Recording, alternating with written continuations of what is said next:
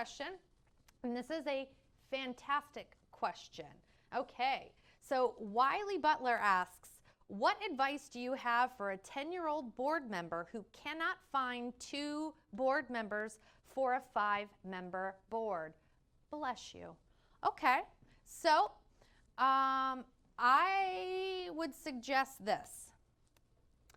Anytime that you have any board vacancies, now board vacancies can be handled in different ways based on what your bylaws say. Most of the time, board vacancies can be appointed by board members.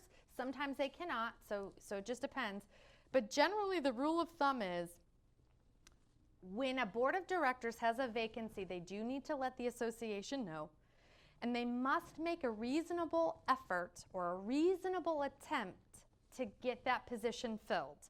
Now, obviously, if that board member that resigned or the people that resigned that have not been able to come back on board or run for election, I should say, if those people who have resigned don't have a replacement for them, then sometimes you can go into the bylaws and take a look to see if the board does have the ability to appoint. But if nothing less, you do need to make the association aware, and where sometimes bribing works. I know that sounds terrible to say, but sometimes, you know, right now, $50 gift card to Walmart sounds great for a lot of families. Well, yeah, the reality of it is that when you're in that situation and you need 2 more board members, then it becomes a board project to go out and start soliciting people, or to use a more a different expression, you need to start proselytizing. You need to start selling people on the religion that you're working on, and the board that you're working on, and why you need their help, why you need their input.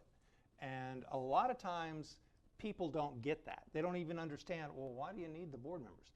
If you can explain that to them, that will get them excited about their contribution.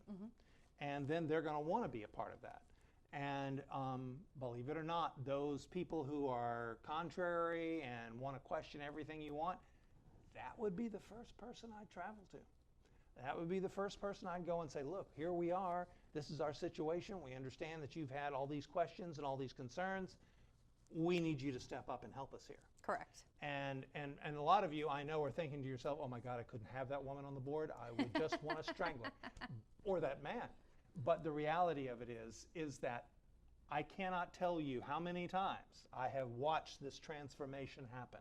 When I've taken somebody they've gone on the board, they've been absolutely obstreperous and argumentative, and everything the board did was wrong, transformed once they got behind the curtain and was able to see what the board had to go through to make those decisions. They all of a sudden said, wow, this is important.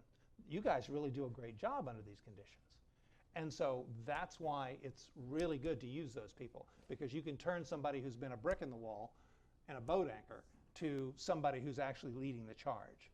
And so that's what that would be my suggestion is it becomes a project for the board. You got to go out and solicit. And again, as long as you're making reasonable efforts too, I don't foresee you being in any hot water. I will say this, because we are in this time, specifically related to COVID-19, I know that there are a lot of liability issues that are making board members very uncomfortable. A lot of committee members, a lot of volunteers, period. And here's what I can tell you. We're all going through this together. There appears to be some really great options of some relief coming up ahead. So please, we encourage all of you to hang in there. Again, this is another opportunity. If you have questions, if you're not sure how to answer homeowner questions that are, constantly pressuring you, please engage with the management company. And again, I really want to say this. Please don't just reach out to your property manager. They are your direct resource, absolutely, as a board of directors. But don't forget, your manager is a part of a unified effort within their company. And I can definitely tell you that Heritage's business model, we thrive off of being able to support an entire association with our entire company. So don't feel bad. Reach out to us. We want to be able to help you.